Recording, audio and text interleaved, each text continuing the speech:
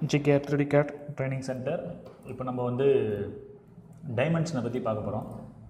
என்னென்ன டைமென்ஷன் இருக்குது அப்படின்றத பார்க்கலாம். அதுக்கு முன்னாடி வந்து நியூ ஃபைல் ஒன்று க்ரியேட் பண்ணிக்கிறேன். பார்ட்டை செலக்ட் பண்ணிவிட்டு ஓகே கொடுக்குறேன்.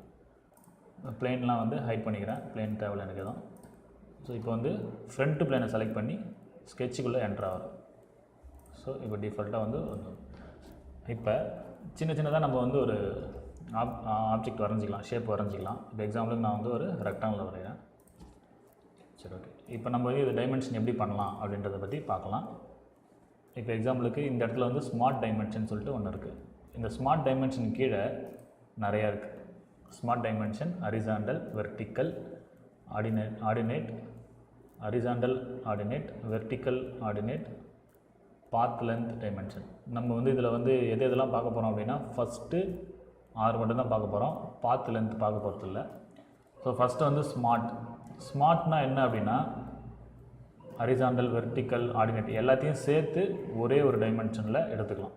இதுதான் வந்து ஸ்மார்ட்டு. நீங்கள் அட் அ டைமில் வெர்டிக்கலும் பண்ணிக்கலாம், ஹரிசாண்டலும் பண்ணிக்கலாம். இதுதான் வந்து ஸ்மார்ட். சப்போஸ் இப்போ இன்க்ளைண்டாக இருக்குன்னா இன்க்ளைண்டையும் பண்ணிக்கலாம்.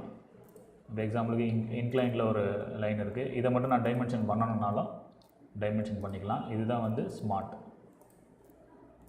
ஓகேங்களா? Combination of horizontal, vertical, inclined இதெல்லாம் வந்து ஸ்மார்ட்னு சொல்லிட்டு ஒரே இதிலே சொல்லுவாங்க.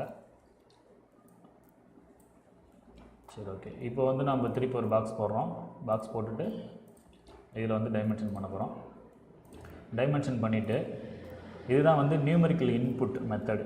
இது வழியாக தான் நம்ம வந்து நம்மளுக்கு எவ்வளோ டைமென்ஷன் வேணுமோ அதை வந்து நம்ம கொடுப்போம்.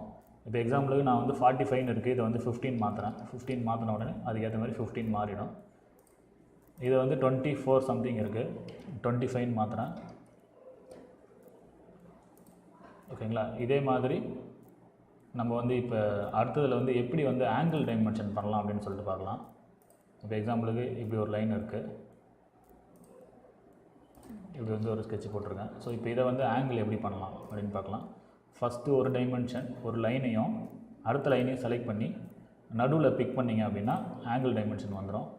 இப்போ எக்ஸாம்பிளுக்கு இது 13 கொடுக்குறேன். 13 கொடுத்தோடனே 30 மாறிடும். இது வந்து ஆங்கிள் டைமென்ஷன்.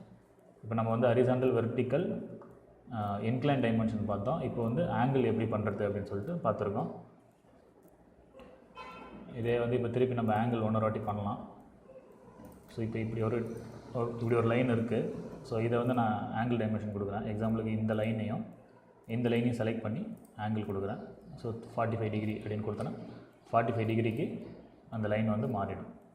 ஸோ இது வந்து ஆங்கிள். ஓகே, இதோட வந்து இந்த இதை முடிச்சிக்கலாம். அடுத்த இதில் வந்து மீதி இருக்கிற இது எல்லாத்தையும் வந்து கவர் பண்ணலாம். ஓகேங்களா? Thank you. GKR 3D CAD training centre.